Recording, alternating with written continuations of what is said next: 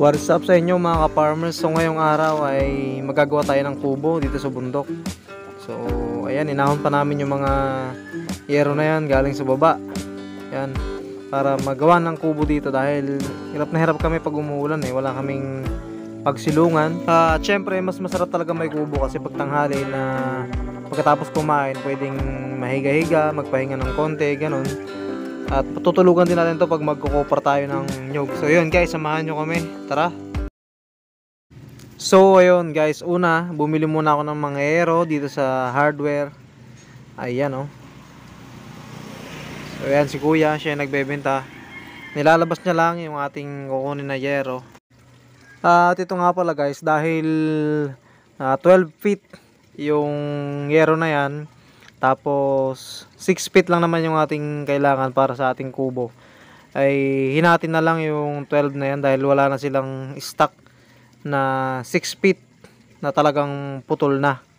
Yan, so sinusukat lang ni kuya yun, tapos yan kinakater niya na para maputol na yun oh, pakabilaan.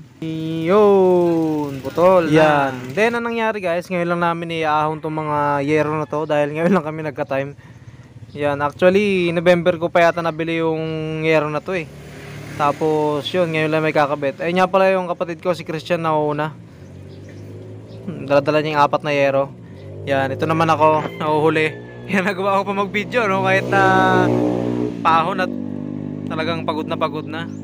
Sayang kasi no, hirap na hirap po yun si Papa sa likod. Yan, so pagdating namin dito sa aming nyugan, ay yun, umuwi na si Christian. Yan, nagsunog-sunog muna si Papa para merong usok dahil ano dito eh, maraming lamok. Yan oh. Guys, ito yung ating nyugan. Yan oh, malapit na tayong mag-aanay ulit. So yun, doon tayo gagawa sa may dating tinayo namin. Na hindi natuloy kaya nabulok na yung mga poste niya. Yan. So yun, kailangan natin magputol lang kahoy dahil gagamitin natin yan pang poste. Yan si Papa oh, hirap na hirap. Nagpalitan naman kami dyan guys, hindi lang siya yung nagputol. Ayan, baka sabihin nyo eh, pinapahirapan ko si Papa. Ayan ah, malapit na maputol. Ito nga pala yung tanim ko nyug oh, malapit na namang magkawit. Yan, naitayo na nga namin yung poste. Tapos nilalagyan na namin ng mga, ano bang tawag dyan, yung sa gilid na yun, no? Yung kahoy na nakabalandra. Yan, medyo maliit lang yung sa may taas, pero yung poste ang lalaki guys, parang poste ng bahay eh. Ayun oh.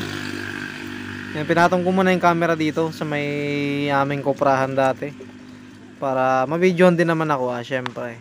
Yan ako, payat-payat ko na. Dati ang taba-taba ako, nasa Manila ako. Yan, pinag-uusapan namin yung mga talagang gagawin. Yan. May pa sukat-sukat din kahit na hindi naman marunong, no?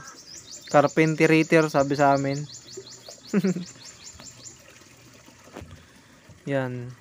Sinusukat namin yung mga ilalagay na kahoy sa taas. Pero hindi yan yung kahoy na ilalagay sa taas, guys. Ha? Masyadong maliit yan. Mapuputol yan.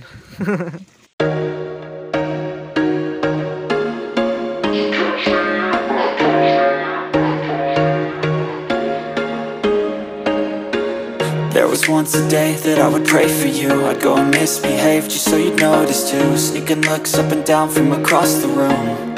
And damn, what a hell of a view. Ilagay na ang mga panggilid. Pat.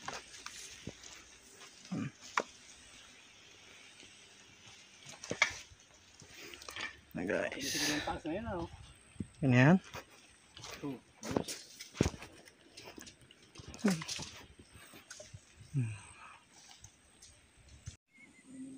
Ayun na. Kuha na lang kuhan. Nilalagyan na namin nung pamakuan sa taas. Yan yung pinakang guide ng yero guys. Yan o, pukpok na ng pukpok si Papa. Buti na nga lang tinutulungan niya ako sa paggawa nito guys. Yan, so sinusukat na namin guys yung yero. Nagkamali pala ako ng tansya sa may ano, dapat pala 7 feet para hindi kumapos yung yero. Yan, malapit na matapos yung mga pamakuan sa taas. Yan, nilalagay na lang lahat. Yung pabalandra na lang ang kulang, guys. Mamaya magbububong na.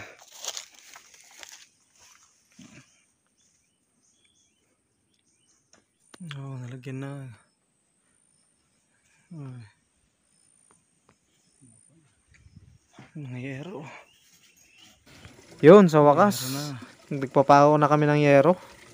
Malapit-lapit na mabubungan. Bubong na tayo.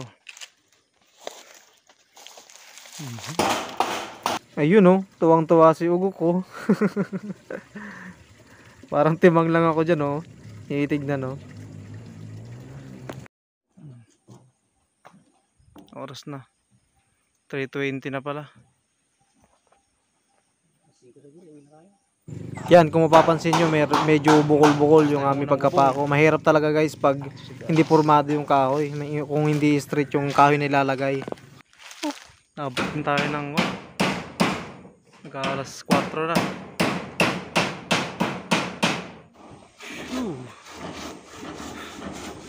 Ayun yung kuprahan natin para malapit na rito yung kubo. Ayun o. Diba?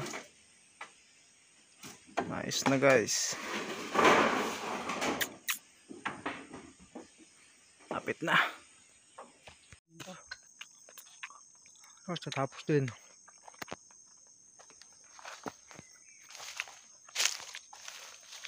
Na.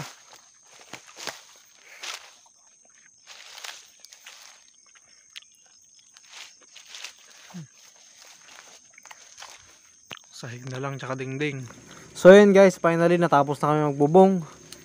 Yan, makakapagpahinga na rin oh. So yun, sahig na lang tsaka dingding ano. Pero hindi muna namin siguro didingdingan yan. Saka na. Yun lang sahig para mayroong paghigahigaan. Tsaka yung mga pagpapatungan ng mga gamit, mga kaldero, ganun minsan pag magluluto. Tsaka mga kutsara, tsaka mga plato. Yan na guys oh. O diba?